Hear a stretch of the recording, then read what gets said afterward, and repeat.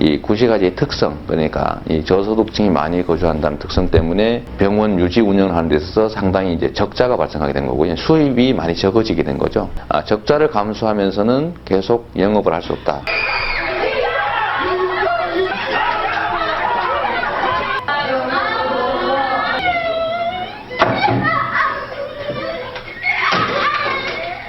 성남시의회는 왜 이런 결정을 내렸던 것일까? 공공기관 설립에 대해서 주민들이 직접 발의를 해서 투표를 할 수 있고, 그 투표에서 가결이 되면 강제적으로 시립병원 설립을 하는 방법도 저는 생각하고 있습니다. 주민 발의 조례안이 시의회에 제출됐다. 아유 무겁네. 혼자 하기가 너무 어려워. 처음이죠. 주민 발의.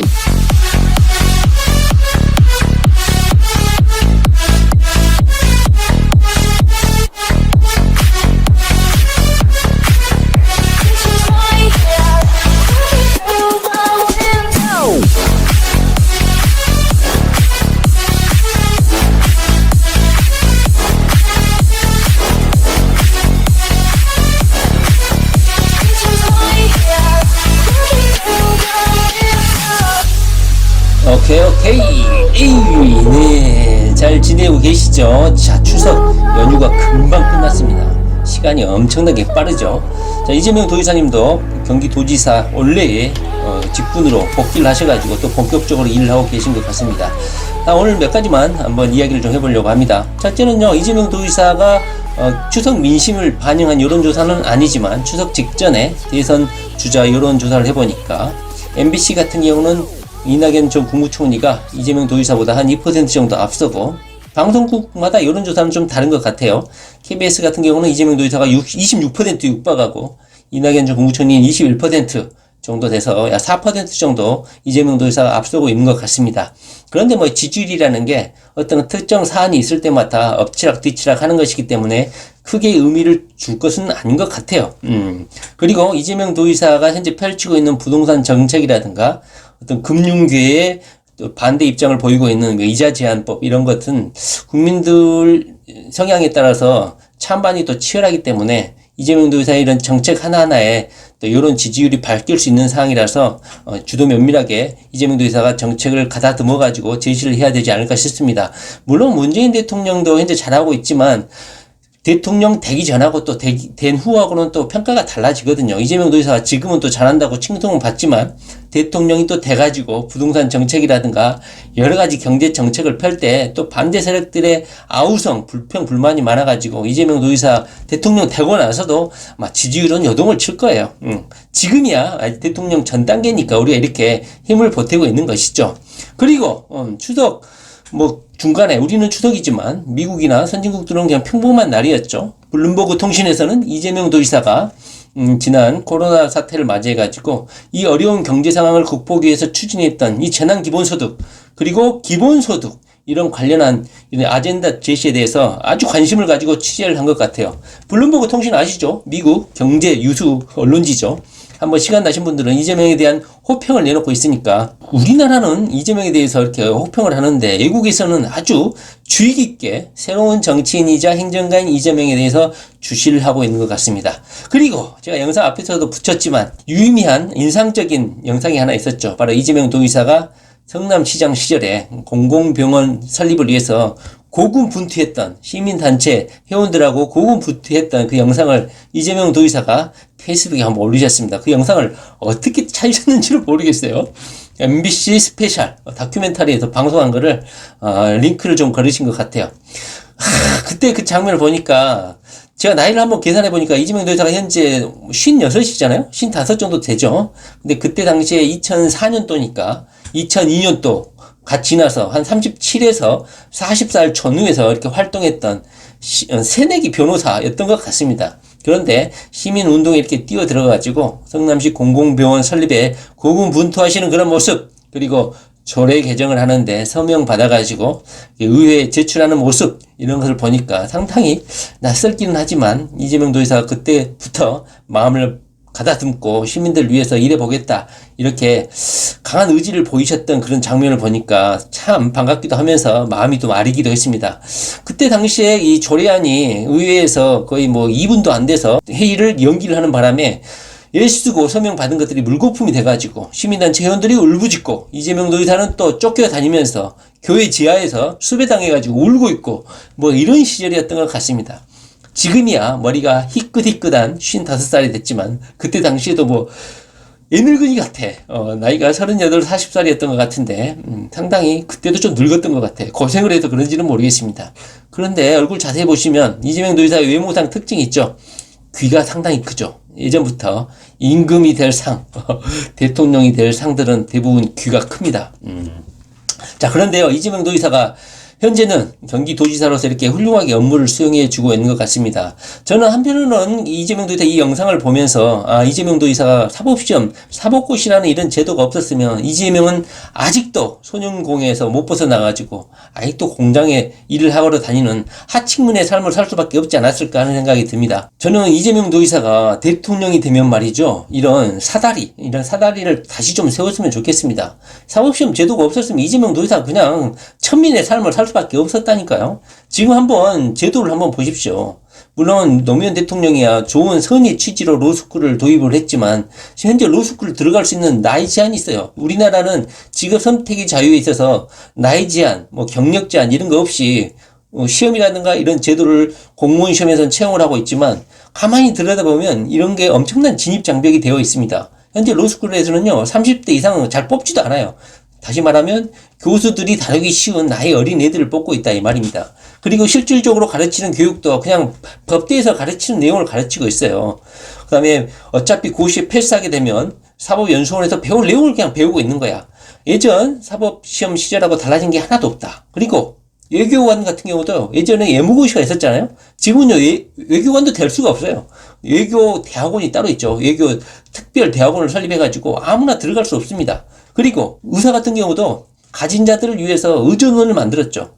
다시 말하면 조국 딸 우리 조민이가 시험을 뭐 보고 뭐 필기 시험을 보고 이렇게 들어간 게 아니지 않습니까? 별도의 창구를 만들어내는 이런 여러 가지 가진 자들을 위한 제도로 전락을 해버린 상황이 돼버렸습니다. 약사도 마찬가지죠. 약학대학원이 따로 있죠. 함부로 약사가 될 수도 없는 거예요. 이재명 도지사가 성남시에서 공공의료원을 위해서 그렇게 시민운동을 할 때 나이가 몇 살이라고요? 37, 38, 39이었다 이 말입니다. 저는요 이재명 도지사의 그 모습을 보고 참 부끄럽더라고요. 나는 지금 뭐 하고 있는 건가? 나의 30대는 어땠는가? 이런 생각 때문에 저기감도 많이 들고 후회도 많이 들고 이런 생각이 좀 많이 들었습니다. 그리고 또 하나 소식이 있었죠. 오늘 있었죠. 오늘 판결 선고가 있었는데 이재명 도지사가 신천지 교인이다 하면서 신천지를 들이닥쳤던 이유가 이재명 도지사가 신천지이기 때문에 정보를 빨리 얻어서 이렇게 급습할 수 있었다. 이렇게 허위 정보를 흘린 그런 50대가 벌금 200만 원을 선고를 했습니다. 이재명 도지사가 서서히 이재명과 관련한 가짜 뉴스에 대해서 이렇게 법적인 재단을 내리고 있습니다. 제가 제보를 했었거든요. 제가 어느 정도 이재명을 괴롭히고 공격하는 반대 세력들에 대해서 어느 정도 일정 부분 제가 어느 정도 기여를 하지 않았나 하는 생각이 들어서 참 기분이 좋았습니다. 이재명에 대해서 가짜 뉴스를 퍼뜨리는 이런 악인들에 대해서 법원에 재단이 있을 것이라고 저는 생각이 듭니다. 그리고요, 이재명 도지사가 현재 김부선에 대해서는 크게 터치를 하고 있지 않는데요. 아마도 벌금 200만 원으로 끝나지 않고 대선 임박해서 지금까지 김부선이가 내뱉었던 모든 허위 정보들을 싸그리 모아가지고 한 방으로 그냥 실형을 선고할 수도 있습니다. 지금 마음대로 입을 벌려가지고 나불대고 있는데요. 이재명 가짜 대책 변호인 팀이 있죠. 변호사 팀이 있죠. 법률 팀이 있죠. 아마 한꺼번에 싸그리 모아가지고 김부선 그냥 실형 때릴 가능성도 있다고 생각합니다. 이재명과 관련한 가짜 뉴스, 허위 정보, 극우 문파 세력들이 이재명에 대해서 악담을 늘어놓고 허위 정보를 퍼뜨리면 캡처해가지고 제가 링크를 걸어놓을 테니까 거기에 제보를 해주시면 됩니다. 물론 이재명 도지사가 우리는 원팀이다 이래가지고 문파 세력들을 응징하지 않을 수도 있는데요. 이 50대가요 제가 봤을 때는 이 한나라당 계열이 아니라 민주당 계열이 아닐까 하는 생각도 듭니다. 이 극문 세력들. 그리고 제가 마지막으로 말씀드리고 보고 싶은 건요 바로 이재명 도지사가 일본 아베 총리가 물러나고 스가 총리라고 새로운 총리가 부임을 하고 나서 도대체 한국이 일본에 대해서 어떤 외교 정책을 펼까 상당히 궁금했어요. 그런데 이재명 도지사가 추석 전에 이 스가 총리에 대해서 아주 강한 질책을 했었죠. 당신 도대체 한국에 올 생각을 안 하고 있구나. 올 자격 자체도 없다. 올 이유도 없다. 그런 정신 자세, 그런 태도로는 도저히 대한민국에 올 자격이 없다. 이렇게 이재명 도지사가 아주 분노하면서 글을 남기셨죠. 이재명 도지사가 분노하는 것은 바로 이거죠. 이 스가 총리가 내가 신임 총리가 돼가지고 한국을 방문하고 싶은데 한국이 이번 대법원에서 선고를 했던 강제징용 관련한 판결에 대해서 현재 관련 기업에 대한 강제 집행을 진행하고 있잖아요. 이것을 처리하게 되면 내가 그 상황을 좀 봐가지고 한국을 한번 방문해 주겠다. 이렇게 고자세로 자신의 한국 방문에 대해서 으름장을 놨다는 거 아닙니까? 다시 말하면 누가 가해자고 누가 피해자인지 혼동을 일으킬 정도로 아주 오만한 태도를 보였다는 것이죠. 그러니까 이재명 도지사가 일본 스가 총리한테 글을 남긴 것이죠. 이 가해자들이 애따 먹어라, 사과한다, 애따 먹어라, 사과, 애따 사과. 이렇게 이재명 도지사가 글을 표현했죠.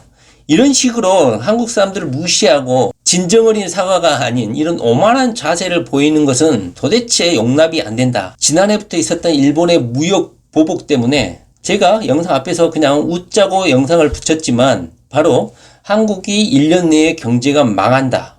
일부 보수 유튜버, 구구 유튜버들은요, 한국 여자들이 7,000원에 몸을 팔아야 될 상황이 처할 수도 있다. 우리나라 망한다. 이런 부정적이고 비관적인 그런 소식들이라든가 뉴스들이라든가 언론들이라든가 이런 구구 보수 세력들의 공격이 많았죠. 그런데 결국 1년, 2년이 지나고 어떤 상황이 됐습니까? 오히려 망한 것은 일본이 아닙니까? 그러니까 이재명 도지사가 그때 당시에 경기도가 주체적으로 나와가지고 우리가 기술력을 확보해야 된다 하면서 여러 가지 간담회도 하고 직접적으로 경기도에서 지원할 수 있는 모든 행정적 조치를 지원을 했었죠. 그러면서 위기를 기회로 만들어야 된다. 우리는 기술 독립을 해야 된다. 그러면서 경기도 자체적으로도 노력을 하고 정부를 향해서도 이번 기회를 위기를 기회로 삼아야 된다. 자원 기술 독립을 해야 된다 하면서 문재인 대통령도 그때 당시에 이것을 기회로 삼자 해가지고 여러 가지로 정책이라든가 대안을 제시를 했던 기억이 납니다. 결국은 1년, 2년 지나고 나서 오히려 우리 기업들이 자체적으로 중소기업하고 협업을 해가지고 기술적인 독립을 일정 부분 많이 이뤄내게 됐죠. 물론 일본에 아직까지 의지하고 있는 부분도 많죠. 부품 소재 산업이라든가 이런 거 말이죠. 그러다 보니까 이재명 도지사는 오히려 떳떳하게 이 스가 총리에게 말을 했어요. 애따 사과, 이딴 식으로 사과할 거면 오지 말아라. 그리고 우리나라 대한민국은 삼권 분립인데 어떻게 대법원 판결에 대해서 정치권이 행정부 대통령이 간섭을 해가지고 강제 집행하라 하지 마라 이렇게 말을 할 거냐. 당신이 그딴 식으로 행동하는 거 보니까 당신이 대한민국에 올 일은 없을 것이다. 이렇게 강력하게 의사를 표현하고 있어요. 저는 한편으로는 가슴이 좀 뜨끔했습니다. 문재인 대통령은 새로운 총리가 들어오니까 한번 잘해보려고 마음을 먹고 있었을 수도 있거든요. 정부 입장이 나오기도 전에 이재명 도지사가 이렇게 강하게 드라이브를 치고 나와버리니까 아마 깜짝 놀라지 않았을까 하는 생각이 듭니다. 이재명 도지사가 물론 나름대로 생각을 해보고 정부하고 어떤 이면적으로 커뮤니케이션을 하고 이런 입장을 발표했는지는 모르겠지만요. 그런데 제가 걱정인 것은 이낙연 전 국무총리는 이재명 도지사하고 정반대 입장을 내놓고 있다 이 말입니다. 스가 총리가 새로 부임하자마자 우리 이낙연 전 국무총리는 비공개 회담을 가졌다고 해요. 그러면서 조건 따지지 않고 보다 밝고 긍정적인 미래를 위해서 일본의 국가의 융성을 바란다면서 이렇게 또 물론 빈말일 수도 있겠죠. 그런데 이렇게 치하를 보내고 일본 총리의 취임을 또 축하를 드렸습니다. 축하할 날에 뭐 제밥을 뿌리는 것은 아니지만 그래도 이런 사과를 해야 되지 않냐. 피해자들에게 강제징용에게 그리고 위안부 이 할머니들에게 사과를 진정하게 해야 되지 않느냐. 그것이 긍정적인 미래를 위해서 한일 관계 재정립을 위해서 좋지 않겠느냐 이렇게 스가 총리에게 제안을 해야 되지 않겠습니까? 그런 거 따지지 않고 일단 우호관계, 일본의 경제 융성을 바란다 이딴 소리를 하니까 물론 이낙연 총리가 주일 무슨 파견 기자를 했다고 하지 않습니까? 그래서 일본에 대해서 호의적인 평가를 하는지는 모르겠지만요. 현재 일본이 우리나라에 대해서 얼마나 교만한 자세로 접근하고 있습니까? 얼마나 자만한 모습을 보입니까? 극우 보수 세력들이 이런 정치인들의 말을 빌어가지고 7,000원에 한국 여자들이 뭘 판다 이런 개소리를 하고 있지 않겠습니까? 이재명 도지사가 옳잖아요.